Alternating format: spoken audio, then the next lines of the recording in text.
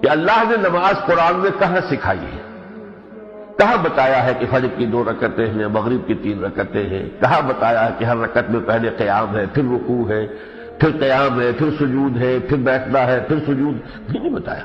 तो अल्लाह जिसे कह रहा है कमा अल्लमकुम, अल्लाह ने तुम्हें सिखाया है, दर हकीकत वो तालीम और तलकीन है मोहम्मदुर रसूलुल्लाह सल्लल्लाहु अलैहि वसल्लम। इसलिए हुजूर ने फरमाया सल्लू कमा रअयतुमूनी उसल्ली, नमाज ऐसे पढ़ो जैसे कि मुझे देखते हो कि मैं नमाज पढ़ रहा हूं।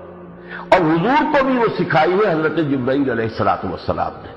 2 मरतबा हजरत जिब्राईल ने हुजूर को 2 दिन आकर नमाजें पढ़ाई 5, और उनमें यह कि एक दिन अव्वलीन वक्त के ऊपर, जब से कि वक्त शुरू हो जाता है, जोहर का वक्त शुरू हो गया अव्वल वक्त पर, और दूसरे रोज आकर उसके आखिरी वक्त पर, जबकि वक्त खत्म हो रहा था, ताकि मालूम हो जाए कि इनका औकात इन दोनों के माबैन है।